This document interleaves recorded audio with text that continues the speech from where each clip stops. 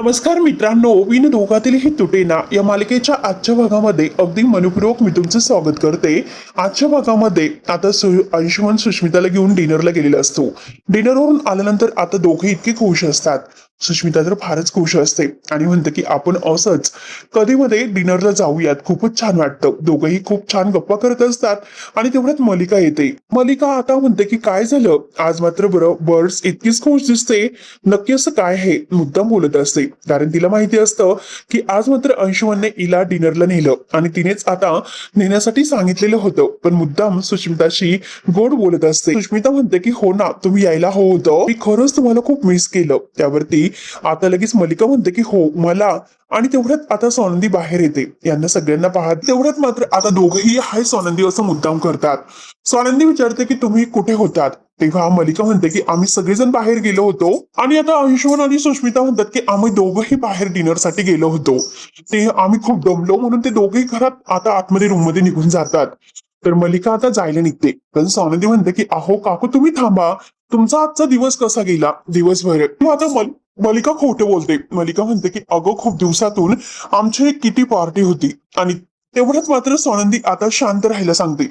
तेव्हा आता मलिका पुन्हा विचारते की अगं पण तू का विचारते, म्हणजे आता बाहेर जायचं असेल तर तुला काही प्रॉब्लेम आहे का, आणि तुला विचारून जायचं का आम्ही सगळ्यांनी. त्यावरती सोनंदी म्हणते की अहो नाही काकू तसं नाही, पण आजच नेमकं तुम्ही दिवसभर बाहेर होतात म्हणून विचारलं. कारण आजच्या दिवसामध्ये खूप अशा गोष्टी घडून गेलेल्या आहेत. सोनंदीला काकूवर संशय असतो, कारण त्या अंगठीमुळे तिचा आणखीनच संशय दृढ झालेला असतो. तेव्हा मलिका विचारते की काय झालं, की काय घडलं आणि तू कशाबद्दल बोलते, जसे तिला काहीच माहिती नाही असं मुद्दाम विचारते. त्यावरती आता सोनंदी सांगते की आजीनं कोणीतरी किडनॅप केलं होतं आणि आता 25 लाख रुपये देऊन मात्र आम्ही आजींना सोडवल्याचं ती सगळं काही सांगते.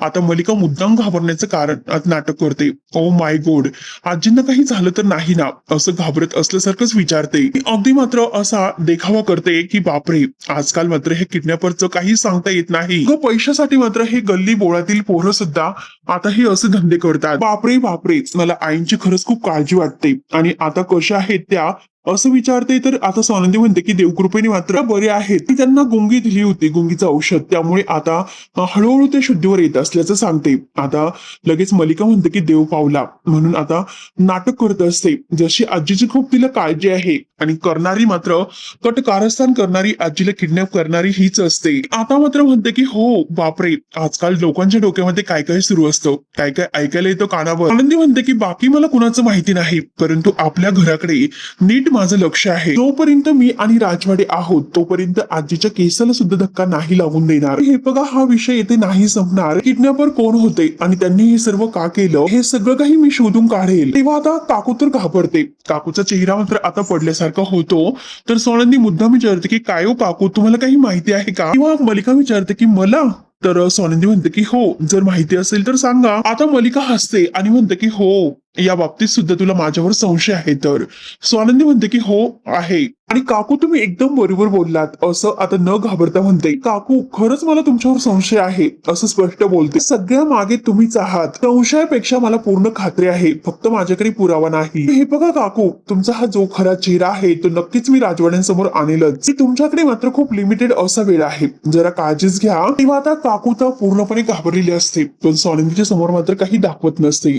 त्यानंतर आता रूम मध्ये आल्यानंतर सुष्मिता अंशुमनला म्हणते की काय तुम्ही मला ताईला डिनरला आपण गेलो होतो हे का सांगून दिलं नाही, आणि तिला सांगायला पाहिजे होतं. अंशुमन मात्र आपल्या बहिणीला डिनरसाठी घेऊन गेला होता हे ऐकून तिला छान वाटलं असतं. हे बघा, त्यामुळे मात्र ती तुमचा रिस्पेक्ट करेल. अंशुमन रागाने म्हणतो काही गरज नाही त्याची. सुष्मिता म्हणते की अहो अशी कशी गरज नाही, असं कसं बोलतात बरं तुम्ही. आणि आता अंशुमन तिला रागाने म्हणतो की जरा गप्पच राहा. तेवढं तिथे मलिका येते. मलिका दोघांना शांत करते. तुमच्या दोघांचं नक्की काय चालू आहे असं विचारते. आणि अंशुला म्हणते अरे तू सतत तिच्या बरोबर का भांडत असतो, हे बघ इतकी ब्युटिफुल बायको आहे तुझी. आणि आता तिच्या चेहऱ्याकडे बघते आणि म्हणते की सुश, आज मात्र तू स्किन केअर केलेली नाही. जा बरं, स्किन केअर कोण करणार आहे, लवकरात लवकर जा आणि करून घे. आय स्वीट ब्युटिफुल माझी सून. आणि आता मात्र तिच्याशी मुद्दाम गोड बोलते, कारण अंशुवंशी तिला बोलायचं असतं आणि सुष्मिताला बाहेर काढून द्यायचं असतं. सुष्मिता म्हणत असते की तुम्ही ना त्याला समजावा. तेव्हा मलिका म्हणते की हो हो मी तिला नक्की समजावते. तोपर्यंत तू जा बरं. आणि आता ते गेल्यानंतर दरवाजा बंद करते आणि अंशुमनला म्हणते की अंशू, अरे तुला किती वेळ सांगायचं, झाली सगळ्याची वाट लागली तर. तेव्हा अंशुमन विचारतो की आता काय झालं. तर मलिका म्हणते की अरे स्वानंदीला संशय आलेला आहे. अंशुमन म्हणतो की आपल्यावर. तर मलिका म्हणते की अजून कुणावर. आणि अंशुमन आता तिला म्हणतो की रिलॅक्स राहा मम्मा, तू तिला नाही कळणार. मलिका त्याला म्हणते की जो काही हा ओव्हर कॉन्फिडन्स आहे त्यानेच आपली वाट लागत असते. आता म्हटलं हे जुगाराचे धंदे वगैरे आहे ना ते बंद कर, आणि परत जर त्या माणसाबरोबर तू दिसलास तर मात्र माझ्या इतकं वाईट कोणी नसेल. अंशुमन मम्माला म्हणतो की चिल जरा. तर आता मलिका रागानेच म्हणते की कसलं डोंबल्याचं चिल वगैरे. आणि देवाला हात जोडून म्हणते की त्या स्वानंदीला आपल्या बाबतीत काही पुरावा सापडायला नकोय, तेव्हा कुठे बरं होईल. म्हणून मलिका आणि अंशुमन दोघंही टेन्शन मध्ये आलेले आहेत. त्यानंतर आता दुसऱ्या दिवशी सकाळ होते. स्वानंदी मस्त फ्रेश होते आणि देवासमोर आता देवाची पूजा वगैरे करते. हात जोडून आता मनात म्हणते की देवा, तुझ्यामुळे मात्र आज आजी सुखरूप आहे. तेव्हा आता फक्त त्यांच्या किडनॅपर जे काही आहे त्या मागचं जे सत्य आहे ते शोधून काढण्याची ताकद दे. आणि काकू जर खरं दोषी असते तर मला त्यांच्या विरोधात पुरावा सुद्धा सापडून दे. आणि देवाला मनाभावाने आता ती हात जोडते. त्यानंतर आता समोर आनंदशी बोलत आहे की अरे हे असं काही घडेल मला वाटलंच नव्हतं. मुळापासून हादरून गेलो मी. कधी तरी माझ्या कुटुंबावर ही अशी वेळ येऊ शकते हे मात्र मी अगोदरच काहीतरी म्हणजे विचार करायला हवा होता. आनंद त्याला म्हणतो की अरे हे बघ, हे घडायला नको होतं, पण जे काही घडलेलं आहे आणि त्यातून म्हणजे आजी आपली सुखरूप आहे, बाकी काही नकोय, ते आपल्यासाठी महत्वाचं आहे. तेव्हा आता समोर म्हणतो की हो अगदी खरं आहे, तेच आपल्यासाठी खूप महत्वाचं आहे. त्यानंतर आनंद विचारतो की अरे समर, मला एक गोष्ट सांग बरं,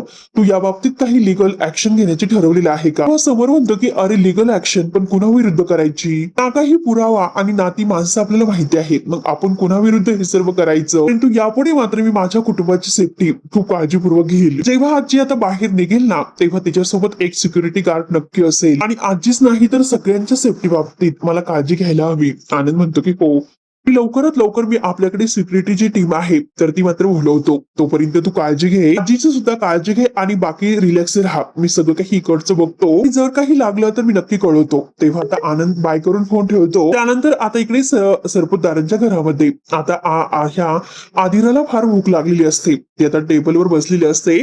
तर आता खूप भूक लागली असं ओरडते. तेवढ्यात रोहन तिच्यासाठी काहीतरी खायला घेऊन येतो. रेडी आहे असं मस्त रेस्टॉरंट सारखा त्याने पुलाव बनवलेला असतो. आणि आता तो खाऊन मात्र अदितीला फारच आवडतो. आणि तो मात्र आता त्याची जी काही मसाल्याची आता जे नाव आहे तर ते आदिराला सांगतो आणि त्याची जाहिरात तो करतोय. त्यानंतर मात्र आदिरा त्याला सुद्धा भरवते. आताच खरंच कमाल झालेला आहे म्हणून तो स्वतःची पाठ थोपडतो. आदिरा मात्र सगळं काही आता भांड्यामध्ये ओतून घेते. आता रोहन म्हणतो की मला काहीच नाही का. आदिरा म्हणते की थोडंसं देईल ना. आणि दोघे एकमेकांबरोबर छान गप्पा करत असतात. नंतर रोहन तिला म्हणतो की अगं साध्या भाताचं आज काहीतरी स्पेशल झालेलं आहे. आदिरा म्हणते की उद्यापासून मात्र माझ्या टिफिन मध्ये हेच असेल. रोहन विचारतो की माझ्या टिफिन मध्ये. तर आदिरा म्हणते की तूच बनव आपल्या दोघांसाठी, मी खाईल. म्हणून दोघेही खूप खुश होत असतात. त्यानंतर मात्र आता इकडे स्वानंदी त्या मंदिरामध्ये येते रिक्षाने. आणि आता तिथे येऊन ते गुरुजींना मात्र आजीचा फोटो दाखवते. आणि गुरुजी हे माझ्या आजी आहेत, काल त्या मंदिरात आल्या होते का असं विचारते. गुरुजी म्हणतात की त्या काल आल्या की किंवा नाही मला खरंच माहिती नाही, कारण काल मी मंदिरामध्ये नव्हतो. स्वानंदी विचारते की मी नक्की कोण होतो. तेव्हा मात्र आता दुसरे जे गुरुजी आहे तर ते गुरुजी नाव सांगतात की ते गुरुजी होते म्हणून. तेव्हा आता स्वानंदी विचारते की ते मला कुठे भेटतील, मी त्यांना कॉन्टॅक्ट करून बघते. त्यानंतर मात्र स्वानंदी आता तेथील दुकानामध्ये आजीचा फोटो दाखवून चौकशी करत असते, विचारत असते. आणि तेवढ्यात मात्र आता जी अंशुमनला पैसे मागण्यासाठी गुंड घरी आलेली असतात, तर ती गुंड आता समोर एका माणसाला धमकावत असतात की पैसे कधी देणार. आणि तेव्हा स्वानंदीचं लक्ष त्यांच्याकडे जातं. आणि तेव्हा स्वानंदीला मात्र आता जेव्हा ही गुंड घरी आली होती तो क्षण आठवतो. ते अंशुमनचे फ्रेंड्स आहे असं जेव्हा मलिका म्हणलेली असते ते सुद्धा आठवतं. तेवढ्यात ती मागे वळून बघते तर ते गुंड मात्र आता तिथून जात असतात. ती इकडे तिकडे बघते तर समोर ते गुंड तिला जाताना दिसतात. तेव्हा मात्र आता स्वानंदी धावतच येते आणि ओ दादा 1 मिनिट म्हणून त्यांना आवाज देते. परंतु आता ते दोघं आपल्या बाईकवर बसून पुढे जात असतात. तेव्हा स्वानंदी ऑटो मधून आता लगेच त्या रिक्षावाल्या काकांना म्हणते की त्या बाईकच्या मागे घ्या आणि घाईने ती रिक्षामध्ये बसते. त्यानंतर आता इकडे घरी मलिका मात्र आता समोरला सांगत असते की अरे खरंच माझे हात तर थरथर कापतात हे सगळं काही ऐकून, की आपल्या घरातील आई त्यांच्या त्या बाबतीत हे असं कसं होऊ शकतं? आईला कोण असं किडनॅप करू शकतं? मला तर खरंच विश्वासच बसत नाही. अरे शेवटी वय तर असतं तेव्हा समोर, हो की नाही? तेव्हा तर समोर म्हणतो, आनंदी मॅडम जर नसते ना काकू, तर माझं काय झालं असतं? अगदी आजी किडनॅप झाली ऐकून मी सैरभैर झालो होतो. खरंच मला वेळ लागलं असतं. त्यावरती आता काकू म्हणते की अरे ऍक्च्युली बघ ना, अरे कालच मला ते किटी पार्टीला जायचं होतं का? इतका आग्रह केला त्यामुळे शेवटी मला जावं लागलं. गेली तर बरं झालं असतं. फक्त तू एक फोन करायचा होता. अरे मी पार्टी सोडून आले असते ना. अरे आई मला माझ्या मैत्रिणीपेक्षा सुद्धा मस्त आहेत. तेव्हा समोर म्हणतो की आमच्याकडे वेळ फार कमी होता, त्यामुळे खूप पटपट आता हे सर्व हालचाली आम्हाला कराव्या लागल्यात. मी तुला म्हंटलो ना, खरंच मी तर सुन्न झालो होतो. स्वानंदी मॅडम माझ्या बरोबर होत्या म्हणून बरं वाटलं होतं. तर मुद्दाम कांगावा करत म्हणते की हो ना, स्वानंदी मॅडम आहेच तशी खंबीर, मानलं पाहिजे तिला. तू सुद्धा आमच्या बाबतीत खरंच तसं आहे रे. आईंच्या बाबतीत खरंच तू खूप हळवा होऊन जातो. आणि समोर तुझ्या लक्षात येते का, आईंच्या बाबतीत हे सर्व काही घडलं, मग आपल्या घरातील कोणाच्या बाबतीत सुद्धा हे सर्व घडू शकतं. रे आदिरा, आयुष्मान आणि सुष्मिता आणि स्वानंदी तर तुझी बायको आहे रे, आणि राजवाड्यांची बायको. अरे त्यांच्या बाबतीत तर काय, कुणाच्याही बाबतीत हे होऊ शकतं. तेव्हा समोर म्हणतो की हो काकू, मला हा सिरियस कळतो. त्यासाठी तू काळजी करू नकोस, मी योग्य ती पावलं उचललेली आहेत. आपण सिक्युरिटी वाढवतो, फक्त एक करा की कॉपरेट करा, आणि इथून पुढे मात्र सगळ्यात जास्त अलर्ट राहा. तर मलिका आता स्वानंदी नक्की काय म्हणाली, अजून काही म्हणाली का हे विचारून घेत असते, मुद्दाम काढून घेत असते.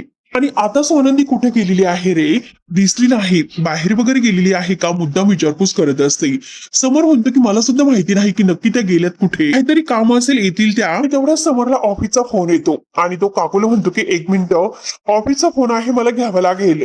तेव्हा आता समोर फोन घेतो तर काकू आता मनात विचार करत असते की हा स्वानंदीच्या नजरेची मात्र मला भीती वाटायला लागलेली आहे. तिला मात्र माणसाची नजर आता कळायला लागली आहे, तिच्यापासून सावध राहावंच लागेल असे ठरवते. त्यानंतर मात्र स्वानंदी आता रिक्षातून त्या गाडीचा पाठलाग करत माग घेत असते त्या गुंडांच्या, आणि रिक्षावाले काकांना म्हणते की जरा ते आतील मागच्या बाजूला म्हणजे वळालेले आहे, बहुतेक आतमधल्या गल्लीत. तेवढ्यात मात्र आता समोर स्वानंदीला ते गुंड दिसतात. एका रिक्षावाल्याची गचंडी धरलेली असते. स्वानंदी म्हणते की हो हो तेथेच घ्या, आणि आता तेथे येऊन रिक्षा थांबते. रिक्षावाल्याच्या खिशातून मात्र ते पैसे घेतात आणि आता बाजूला येऊन ते पैसे मोजत असतात. स्वानंदी धावतच त्यांच्याजवळ येते आणि म्हणते की दादा, मला तुमच्याशी जरा बोलायचं होतं. तेव्हा तो गुंड म्हणतो की हो बोला ना. आणि आता स्वानंदी विचारते की तुम्ही आमच्या घरी आला होतात, अंशुमन अंशुमन राजवाडे माझा धीर आहे, आणि तर तुम्ही आमच्या घरी आला होता. तर तो गुंड विचारते की मग आम्ही काय करू?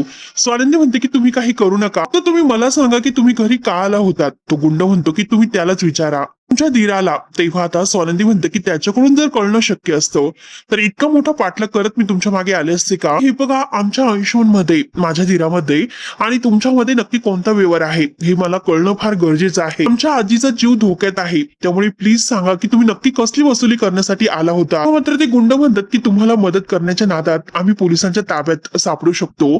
तर स्वानंदी म्हणते की नाही, मी तुम्हाला खात्री देते असं नाही होऊ शकत. आता ते स्वानंदीला सर्व काही सांगतात की आमच्या मालकाकडून त्याने पैसे घेतले होते जुगार खेळण्यासाठी, आणि शेवटी आता ते पैसे आम्ही घेण्यासाठी आलो होतो. त्यावरती स्वानंदी विचारते की कालच्या दिवसात त्यांनी पैसे रिटर्न केले का?